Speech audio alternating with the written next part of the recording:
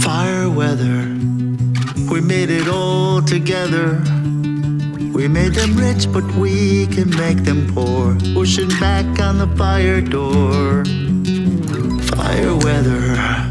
So hey, it's like February 24th, and we're doing great production-wise. Been a little while. We got 4,000 watts coming on right now, and I just wanted to show you this. Our battery here is charging, right? So that's cool, and we're doing 24 amps over normal. Now for the winter time, what we did was I charged these batteries up to 100% in the fall, and they've been sitting here at 100% all this time. So this one has been our put and take account battery all the way through the winter.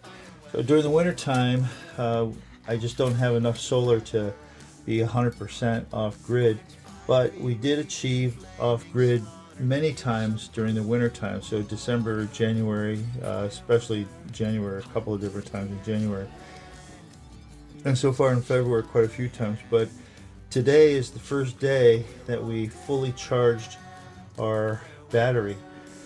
So the strategy moving forward is that over this moving into more daylight hours, we start to use these batteries a little more than during the winter time.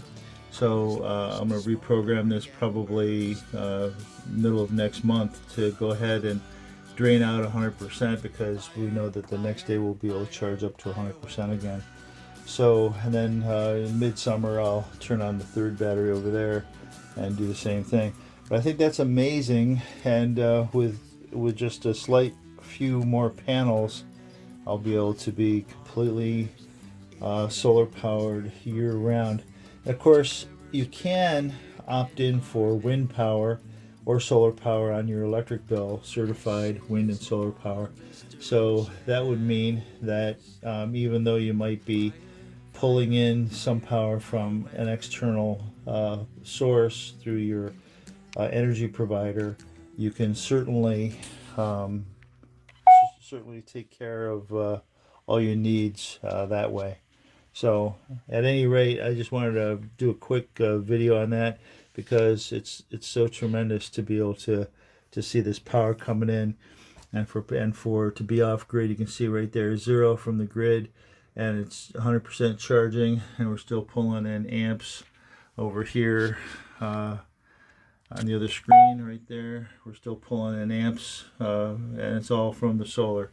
So that's some note of encouragement, because this, of course, is a pollution-free option. You know, moving forward, you know, these things will last for basically a third of a lifetime. You know, 10, 15, 20 years is the warranty on the battery is 10 years. So, you know, it's going to be really good past that. And then, of course, the solar is warranted for like 25 years, and it will keep producing well past that as well. So it's all good. You combine this with electric cars, and you are on your way to be. Show you this, because we're discharging now in the afternoon, but we're discharging at a rate which is 59 point something amps. And of course, we're still not using any of our winter storage capacity. But the point of this is that this is kind of what's been going on during the winter time also, is that today just happened to be the sunny day, and we got fully charged on this battery. And then, of course, the sun goes down. So, in point of fact, we're still producing about 4,000 watts, 4,200. Oh, nope, sorry, my bad. That was an old number. That was from about 1 o'clock or 2 o'clock. So it's 1,236 watts right now, and we're still off grid. And the reason we're off grid is because of this battery discharging right now, right? So that's what's going on.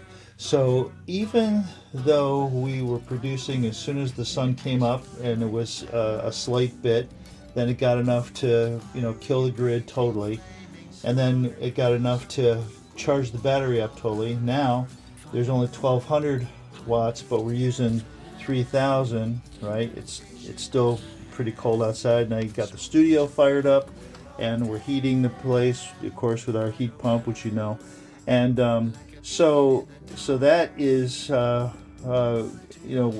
the battery comes in, because it's actually taking 2600 watts, as you can see, out of the battery, plus what the power coming off the roof to meet the load need. So that'll do that until either I program the battery to stop, or till it just flat goes to its maximum capacity, right? So this will probably go all day. This extends my solar. That's the point. It extends your solar. So even though you're producing a little bit of solar, you can get twice as much out of it by using batteries, because the batteries will charge up past your excess use, or past your base use, and then it'll reach maximum capacity, and then it coasts the whole rest of the time. And it's not like you're not producing some power. You are still producing some power. In the wintertime, of course, we may not be producing enough power from the grid, and maybe the battery has already drained out. So that's when the system automatically taps our wind power, which we import from our grid provider. So that's it. So it's pretty dang nab cool that you can do this, and of course we do have this in reserve, and the reason we have it in reserve is because what if there's a total 100% power failure in the middle of the night, right? So we have 2 of these jams, and so we can coast all the way through the night and run our heat and all the lights and our TV and all that business, all the computers, the security system, all the alarm system and all that business, and even maybe do some studio work. But if you're conservative, you can last well into the next day, and depending on your usage, you might be able to go further than that. And of course, the more batteries you have, the more you're going to get in terms of being able to extend your time off grid if there's a power failure in the middle of the night. All right, so that's it. Pushing back on the fire door. Fire weather, will it get any better?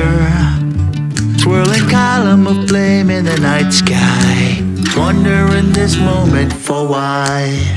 Fire weather, like a beacon in the dark, a bullet to the heart, suffering dragon's breath, burning us all to death. Fire weather, burning hot apocalypse. Is there no escape from this?